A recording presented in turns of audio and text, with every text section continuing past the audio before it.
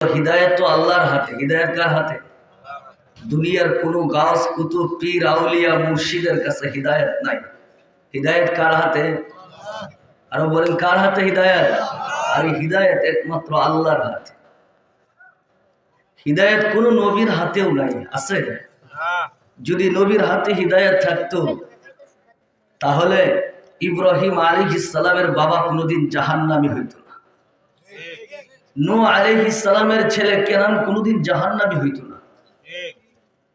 লূত আলাইহিস সালামের স্ত্রীও জাহান্নামী হইতো না। অন্যান্য নবীদের কথা পরেই বলি, আমাদের নবী মুহাম্মদুর রাসূলুল্লাহ সাল্লাল্লাহু আলাইহি ওয়াসাল্লাম, উনার চাচা আবু তালেব কোনোদিন জাহান্নামী হতো না। আপনার আমার কতটুকু ভালোবাসা আছে? হ্যাঁ, কতটুকু ভালোবাসেন নবীকে? আবু তালেবের ভালোবাসা তো আমাদের কাছে নাই। আছে? না না, আবু তালেবের ভালোবাসা নাই। হিদায়াত যেহেতু আল্লাহর হাতে, এই জন্য আবু তালেবের কপালে হিদায়াত জুটে নাই। যদি নবীর হাতে থাকতো তাহলে অবশ্যই হিদায়াত জুটত। আবু তালিব নবীকে কতটা ভালোবাসতেন। আবু তালিবের ভালোবাসা ছিল খাস ভালোবাসা, সত্যিকার অর্থের ভালোবাসা। ঈমান আনে নাই ঠিক, কিন্তু আবু তালেব শিয়াবে আবু তালেবে বাতিজার জন্য 3 বছর কারাভোগ করছে। এমন অবস্থা ছিল যে ক্ষুধার তাড়নায় গাছের কাঁচা পাতা চিবিয়ে খেয়ে নিজের ক্ষুধা নিবারণ করছে। নবীর প্রতি ভালোবাসা আবু তালেবের কম ছিল না। তো আল্লাহর রাসূল চাইছিলেন, বারবার বলছিলেন। বুখারীর বর্ণনায় আসছে, বুখারীর প্রথম খণ্ডে খুললে উলামায়ে কেরাম অবশ্যই পাবেন যে আল্লাহর রাসূল সাল্লাল্লাহু আলাইহি ওয়াসাল্লাম যখন আবু তালেবের মৃত্যুর সময় ঘনিয়ে আসছে, তো আল্লাহর রাসূল সাল্লাল্লাহু আলাইহি ওয়াসাল্লাম চাচা আবু তালেবের কাছে গেছেন।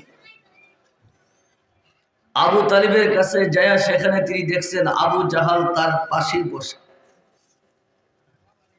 তো আল্লাহর রাসূল সাল্লাল্লাহু আলাইহি ওয়াসাল্লাম বলতেছিলেন, চাচা পড়েন লা ইলাহা ইল্লাল্লাহ, শুধু একবার পড়েন লা ইলাহা ইল্লাল্লাহ, আল্লাহ ছাড়া কোনো মাবুদ নাই। একবার চাচা পড়েন না, কারণ এই কালিমাটা হাসরের মাঠে আপনার ব্যাপারে সুপারিশ করতে আল্লাহর কাছে আমার প্রয়োজন হবে। চাচা একটাবার পড়েন না লা ইলাহা ইল্লাল্লাহ।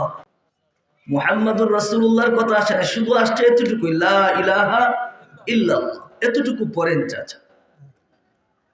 তো আবু জাহাল আব্দুল্লাহ ইবনে উমাইয়া তার চাচার পাশে বসে, আবু তালেবের পাশে বসে বলতেছিল, আবু তালিব, মৃত্যুর শেষ প্রান্তে দাঁড়িয়ে তুমি আব্দুল মুত্তালিবের ধর্মের প্রতি বিদ্যাঙ্গুলি দেখাবে?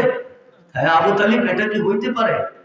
বারবার তালকিন করতেছিল। আর আল্লাহর রাসূলও বলতেছিলেন, চাচা পড়েন লা ইলাহা ইল্লাল্লাহ, একটা বার পড়েন। সর্বশেষ যখন আবু তালিব বইলেই ফেললো যে আলা মিল্লাতি আব্দুল মুত্তালিব, আমি আব্দুল মুত্তালিবের ধর্মের উপরেই চললাম। বলা হয়ে থাকে তিনি ইসলাম ধর্ম গ্রহণ না করার কারণ একটা কবিতার মাধ্যমে তিনি বর্ণনা করেছিলেন। তিনি বলতেছিলেন, মৃত্যুর শেষ মুহূর্তে আইসা, মৃত্যুর সময় আইসা, ওয়ালাকাদ আলিমতু বিআন্না দীনা মুহাম্মাদিন মিন খায়রি আদিয়ারিল বারিয়াতি দীনা লাউলাল মালামাতু ওয়া হিজারা মাসাব্বাতিন লাওয়াজাদতানি বিযাকা সামহাম মুবিনা। বাতিজা মুহাম্মদ, আমি জানি তোমার ধর্ম পৃথিবীর শ্রেষ্ঠ ধর্ম, তোমার ধর্মের তুলনা হয় না। বাতিজা, তোমার ধর্মের তুলনা হয় না।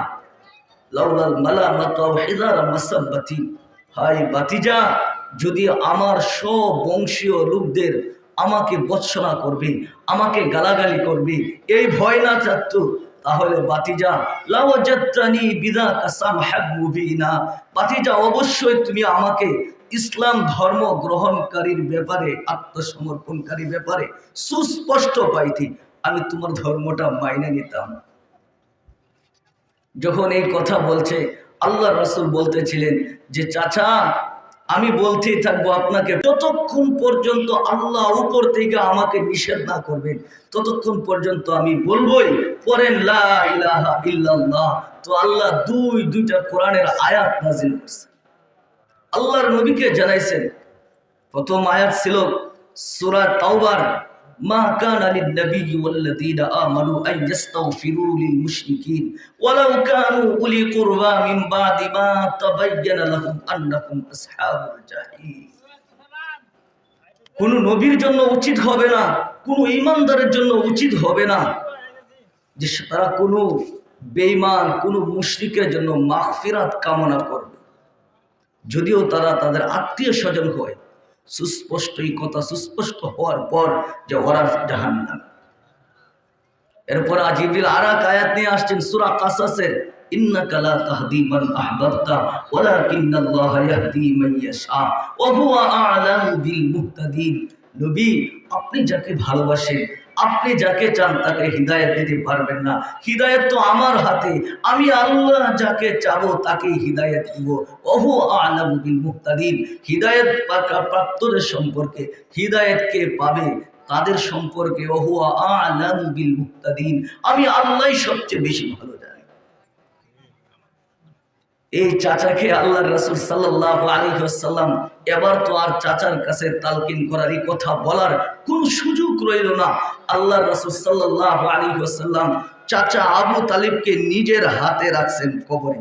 যখন কবরে রাখতেছিলেন তো চিৎকার, মুখে ছিল চিৎকার, চোখে ছিল পানি, পানি জড়াইতেছিলেন আর বলতেছিলেন, আম্মি আম্মি মা তারাক্তালি সাবিলা।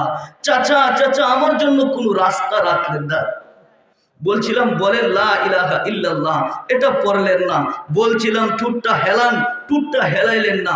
যদি চুপও থাকতেন তাইলেও আমি আল্লাহর কাছে আপনার জন্য সুপারিশ করতাম।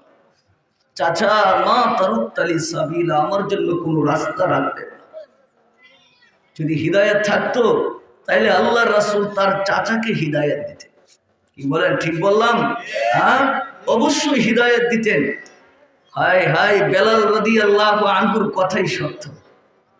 বেলাল রাদিয়াল্লাহু আনহু একদিন বলতেছিলেন, ইয়া রাসূলুল্লাহ, যদি হিদায়াত আপনার হাতে থাকতো, আল্লাহর হাতে না হয়ে, তাইলে আমি বেলালের সিরিয়াল মনে হয় জীবনও আসতো না।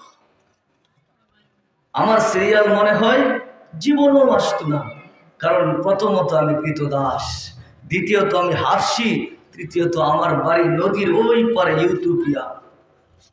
আপনি প্রথমে তো আরবদের দাওয়াত দিতেন, এরপরে আপনি মক্কাবাসীদের দাওয়াত দিতেন। আমার বাড়ি হে ইউটোপিয়া, নদীর ওই পারে। আমার সিরিয়াল যে কবে আসতো আল্লাহই ভালো জানে। কিন্তু আলহামদুলিল্লাহিল্লাযী জাআলাল হিদায়াতা বিয়াদি ফাজআলানি সাবিয়া সাবাতিন।